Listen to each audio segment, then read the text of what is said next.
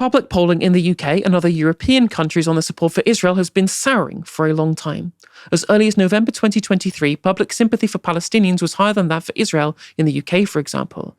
However, it unfortunately is not the UK that ultimately matters, as the bulk of Israel's geopolitical support comes from its long-time unwavering ally in the United States. This special relationship may be on thin ice, however. CNN's Harry Enton recently unveiled this polling around the Democratic base's opinions on the Israel-Palestine conflict.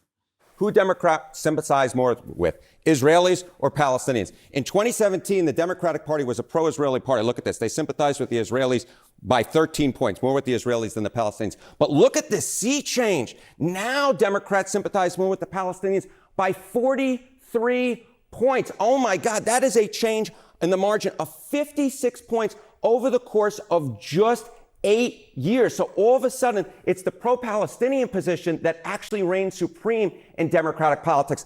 Who age 18 to 49 Democrats sympathize more with, the Israelis or the Palestinians? Again, in 2017, younger Democrats sympathize more with the Israelis by 14 points. Look at this shift now. Palestinians, they sympathize more with the Palestinians by 57 points. That is an over 70-point shift in the margin in just a matter of 8 years. Wow, incredible. Continual 21-month-long live-streamed genocide. It will do that to your public levels of support. It's interesting to watch the CNN host seem so shocked at this sea change, as if an issue that wasn't particularly salient amongst people who just had received wisdom put forward through from manufactured consent from the press, because after 2014, the Israel-Palestine conflict wasn't really at the forefront of Americans' minds. And then we've had almost 2 years at this point of continual photos of children being incinerated, of the stories of people like Hind Rajab or whatever. Of course, that's going to sour people's opinions of Israel, CNN. What else did you expect? It seems as though some of the Democratic Party's foot soldiers may have got this memo at least as well. Whilst people at the top of the party, such as Hakeem Jeffries, are putting their fingers in their ears and hoping that no one remembers all the money they took from AIPAC, the resistance liberals over at Pod Save America appear to have had a Damascene conversion.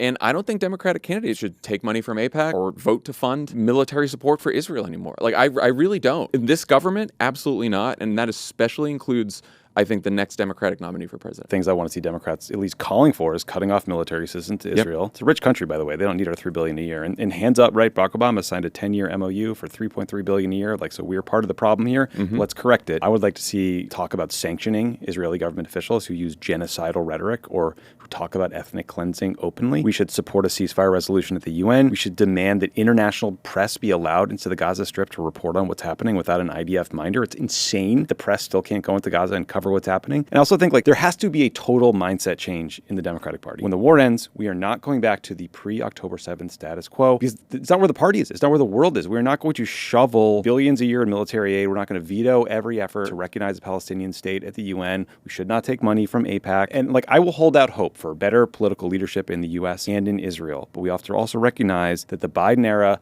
hug Bibi Netanyahu strategy has to be thrown in the trash can for fucking ever. Netanyahu is a bad actor. He's continuing a war for political purposes. He bombs Lebanon when he wants to. He bombs Iran when he wants to. He bombs Syria when he wants to. This is not a partner we can count on. This is not someone who is leading to calm and stability in the region, which should be a core interest. At this point, cutting off military funding for a government that is starving 2 million people and advertising how they're ethnically cleansing the Palestinians seems like the least we can do. Especially if we're going to head into a primary, table stakes is going to be no more military aid for Israel. So there will have to be a shift. And I do think that will mean putting far more pressure on Israel. And that's what I think Democrats want. By the way, that's what the country wants. And when you poll Israelis, they say they want a fucking ceasefire. Israelis want the hostages returned through a negotiated settlement. And by the way, that's the way in which the vast majority of hostages who were returned were able to be returned. Now, it is interesting to see pretty full-throated support for a lot of the kind of actions that people on the left in Europe want to see, such as new trade sanctions, etc., etc. What I will take issue with is the framing that somehow that this is a Netanyahu problem, or well, he's a bad actor. He's only really fulfilling the platform that the Likud party has always stood on, which is that Israeli sovereignty should be between the river and the sea. They've always been supportive, and other right-wing parties and even liberal parties have been supportive of the expansion of settlements, the continued colonization of land, the realization that they want to have access to, quote-unquote, Judea and Samaria, as they would describe it. This isn't a Netanyahu problem. This is a Zionism problem. This is the foundational problems of the existence of the state of Israel. Now, you can potentially say, well, if you want a two-state solution, the reins have to come with, well, that's your lot. You can't do any more colonialism. There has to be something to do with the right of return, right? But trying to frame this as though there is a bad man doing bad things and not a bad ideology that is leading to the bad things that are happening. Again, this is a kind of liberal framework that I think falls apart under scrutiny. Now, it does seem to me that just like a large amount of the media establishment, the podjons will say that they have done a volte-face based upon some illusory point at which Israel was deemed to have gone too far. The question, of course, is when was this watershed breach? Like, how many Palestinians was too many? It's not like Israeli ministers, media figures have been quiet about their desires for ethnic cleansing since day one of the genocide. Now, to give some credit to the Pod Save the America team, despite being blind to the real ties of Zionism as a project and the nature of the US-Israel relationship geopolitically, they had actually been early proponents of the ceasefire, like John Lovett said so in his interview with Hassan Piker, which was almost a year ago now, and the same with Mehdi Hassan, sorry. One Democratic Party figure who deserves no such credit, however, is former CIA Middle East agent and Senator for Michigan Elisa Slotkin.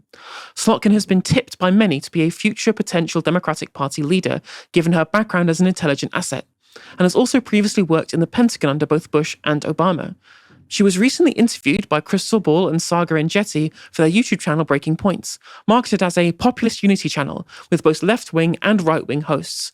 One would assume that Slotkin's advisors saw this as an opportunity to engage with non-partisan audiences on social media in a way that Trump managed to do so on the podcast sphere in the run-up to last year's election. Here's what happened when Krystal Ball grilled her on her previous support for Israel. Listen, I'm a YouTuber. I have my words. That's all I have. Yeah. But you're a United States Senator. Mm-hmm. Like you're not the president, but you have power. So what are you going to do? Because so far what we've seen, you voted for some of the aid that's been used to massacre children and innocents. You have backed Israel, as far as I can tell, from your voting record at almost every turn. You voted for a definition of anti-Semitism that would, codify anti-Zionism as anti-Semitism. You voted as a member of the House to sanction the ICC for indicting Benjamin Netanyahu, who you just admitted is a war criminal, by your own words. So are you going to join Senator Angus King, Senator Bernie Sanders in saying no more aid to this country that is committing war crimes against innocent civilians? I think the first thing, if you're asking about what to do with power, and I would offer that right now Democrats own nothing in Washington. So don't play powerless with me. You're a United States Senator. There are things you can do. In terms of who runs our foreign policy, I just think it's interesting, right, that there was a ton of protests when Democrats were in charge. There was a protest in Manhattan yesterday. Okay. I think it's fair to say, just to be honest, that back and forth, like the number of protests that go on now versus before. It's so interesting to me that she's specifically asked about your support for the sale of weapons used to kill children. And she's like, well, you didn't say this about Trump now that he's in power. And I'm just like, look, people just kind of don't understand the concept of protest. It's about trying to force a change of a position. You don't just do it out of wanting to virtue signal. You have a goal and a cause, and you want to see a change in policy. It's just like the people who say, well, I don't see any protests against Bashar al-Assad. I'm like, well, we're the ones who give weapons to Israel. We have no relationship here. And everybody understands that the Republican Party are always going to back Israel. They're not going to change position on this. They are neocons. They are Zionists first and foremost. The Christian Zionists almost always tie themselves to the Republican Party. There would be no reason to protest people who are never going to be able to listen to the things you have to say. Whereas obviously the Democrats are full of Zionists as well. They're full on supporters of Israel, Biden especially so. At the very least, you'd expect them to, given what happened after the war in Iraq and things like that, and the support for the pullout of Afghanistan, to understand at least somewhat about the reality of this issue. But of course, as we've seen from Lisa Slotkin, she has no intention of actually coming to grips with the things that she has done in her time as a senator in providing aid to the genocide. And obviously, to follow this up, Krystal and Saga would question her over the distinction between defensive and offensive aid. The tools that I have, the tools that we have in general, to me, the most important thing is a pressurized campaign to get aid into people who are starving. That to me is the number one, because that's the one is urgent and today. And that. But will you cut off aid to Israel so long as they're committing crimes against humanity? There is a difference between a weapon to protect a country from incoming missiles versus other type. Offensive and defensive weapons are different. So would you support offensive weapons ban? Like, would you stop any offensive aid to Israel? That certainly, to me, would be a place to look, but I'm not going to cut off a blanket next sale on a defensive weapon that comes through. No. I also reject that because, for example, if Senator Sotkin, if you were asked to support defensive weapons for Iran, defensive weapons for Russia, you wouldn't back that. No, but Iran, but they're defensive. They're just protecting civilians, right? So how is it different? But because Israel's being shot at. So is Russia. So is Iran. Yeah, so is Russia. Ukraine's shooting at Russia right now. I'm sorry. This is the difference between allies, partners, and adversaries. Why is it an ally then? What are they doing right now, which makes it an ally? I think allied relationships, just like Lithuania right now, like an allied relationship or a partner relationship is a long-standing relationship of information sharing and diplomacy. And that is, to me, it's not a like, every day we decide Lithuania is our ally or not. We're allied or not. And sometimes we have big breaks with allies, right? Sometimes we have difficult moments with allies. Sometimes it goes the wrong way with allies. But an allied relationship is a long-term relationship. It's hard for me to understand why we should ally. Like, I'm sure you believe in, like, or claim to believe in liberal human rights. Why would we ally with a nation that is committing a genocide and live streaming it? Can I ask, literally, like this, I think about this from the mirror image way, because I do not support the things that Donald Trump is doing, right? But I'm an American. So do I want other countries to look at America and be like, we can't stand Donald Trump, so we're going to end any longstanding relationship we have with the American people. We're going to cut off any support we give them on information sharing or intelligence sharing. Like, we are not just our elected leaders. Now, first of all, there are plenty of countries who are looking at what Donald Trump is doing and saying, nope, that's enough, don't want any part of this anymore. Look at Mark Carney in Canada. The popularity of the Liberal Party in Canada has skyrocketed since his election, given the fact that he's actually standing up to Trump as a bully. Like they said, no, this allegiance, this allyship with America is only as good as the actual gains that we can get from it. And a guy who says he wants to take us over, a guy who says he would threaten to invade us and try and subsume us as an extra state, right? That's not our friend. That's not our ally. That something is crossed the red line. We are breaking away from this allegiance. And that's perfectly reasonable to do. And the same would be true with regards to Israel's quote-unquote allies in the West. Insofar as, well, you say, well, it's a long-term relationship. Based upon what?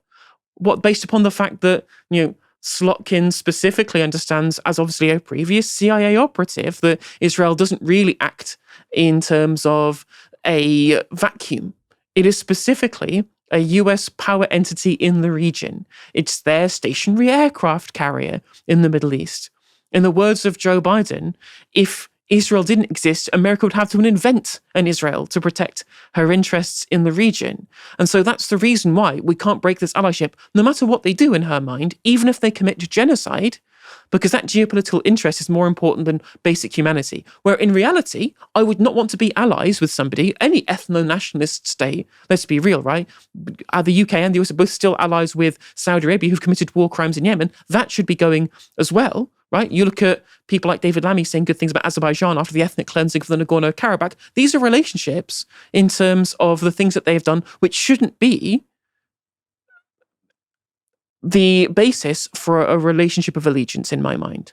Those kind of crimes that cross red lines should break apart those alliances if we do not think that they serve the common good anymore. Now, it's clear that the Slotkins of this world do not grasp the enormity of the vibe shift in Democratic Party politics. Both sides of them is a relic of the past, and voters are looking for a principled stance over the genocide. There's also even evidence we have now that despite the political and media establishment conflating anti-Zionism with anti-Semitism, the appeal to the interests of Jewish voters is falling away also. In the heavily publicized New York City mayoral election, much has been said of the anti-Zionist views of Democratic Party nominee Zohran Mamdani. He was browbeaten over his anti-Zionist views during the primary, with many of his opponents accusing him of anti-Semitism. He is due to face a triumvirate of right-wingers in the election later this year, and each of them say they're on the side of Jewish New Yorkers. Yet new polling from Zenith Research analysing demographic support for the 4 candidates gives Zohran the lead amongst a plurality of Jewish voters, including a giant 67% majority of Jewish voters under 45. Amongst the wider base too, it's not just the case that people prioritise economic policy over foreign policy, they support Zohran because of his antipathy towards Israel. This is from Margaret Duraeus from the Institute for Middle East Understanding Policy Project in response to Data for Progress showing a whopping 72% of Democratic New York City voters support withholding weapons to Israel. Supports for blocking bombs to Israel recognise Israel's genocide in Gaza and holding Israel accountable for its violations of the law is not simply the opinion of the majority of Democratic voters. It is the vast, vast majority, and any Democrat who stands with AIPAC instead of their own voters is running the real risk of getting voted out of office. Many safe Democratic districts in the next round of primaries could be very volatile, and those AIPAC donations, they ain't scrubbing away. Curtis, do you think the tide is turning for Israel in Democratic Party politics, or do you think that the establishment will continue to reject the opinions of their base? The tide is absolutely turning, but that's on rhetoric and not policy. It's important we make a distinction here, because if we look at policy, it's not really going anywhere. I mean, we were talking about Keir Starmer early on today, and his policy of using Palestinian statehood as a bargaining chip rather than a point of principle. So in terms of policy, not much is changing. I mean, over the last couple of weeks, we've seen media pundits, including BBC journalists, talking about the great noticing. Suddenly they seem really concerned about what's happening in Gaza. Maybe Israel has gone too far. A lot of it is probably down to the footage of people being malnourished and they're starving to death. But obviously, for those of us who've been following this, who have consistency and an ounce of humanity, we've been against this from the beginning. So in terms of policy, not much is changing. You brought up that clip of the Democrats' support for Israel. It's a whopping 56% change in support from Israel to Palestine in 8 years. Now, of course, that has been a long time coming, but when it comes to the establishment, when it comes to media pundits, it seems like a very recent thing. And that's political change in a nutshell. It comes from the grassroots. It comes from people demanding better. And then, the pundits and the media class and the politicians go kicking and screaming. Listening back to that interview from Krystal Ball, by the way, that was a chef's kiss. Absolutely incredible. Slotkin, I mean, I don't know if she's going to be a front runner or a leader of the Democrats in the future, because she did really get destroyed there. And the reason why is because she had no answers. The biggest enemy, or those that have destroyed the so-called liberalism or liberal movement, it's been liberals themselves. They've been so inconsistent. And Krystal said, look, if you're supposedly a liberal who believes in human rights, but here you are defending Israel. And Mehdi Hassan's done this as well, by the way. They brought up a really good point when it comes to Russia, for example. They're our enemies, therefore we can call them out. Keir Starmer can say they're committing war crimes, they're killing innocent people, and we should stand against them. Fine, I've got no issue with that. But as soon as it comes to Israel, nope, who cares? Why? Because Slotkin said it herself. It's because we're allies to them. What that means is we don't care about human rights. We don't care about genocide and ethnic cleansing. If they're our friends, we're going to ignore it. And I thought that was, that was put on display by many people. I saw an exchange actually from Ken Klippenstein saying, I mean, I'm going to give her a little bit of credit. She did go on and get grilled. A lot of politicians wouldn't want to sort of go on and be held to account in that way. And Karl Klinsky said, I give her no credit because she had absolutely no idea she was going to be held to account in that way. And that speaks to the hubris and the self-confidence from the Democrats. They think that they are still these sort of virtue signaling people who have the moral high ground, when that's just simply not the case. So I think, and it's interesting actually, Pete Buttigieg has said that in terms of Mandami, because we know that Mandami is doing incredibly well. I mean, a recent poll has put him on 50%. He has more in this recent poll, has more votes or vote share than every other mayoral candidate combined. Pete Buttigieg said, we don't need to change policy, we just need to change comms. Now, of course, comms, as we know, is very important. I mean, just check out the Green Party leadership election. We know that comms is incredibly important, but people care about policy. There's no point changing comms when you're still backing a genocide.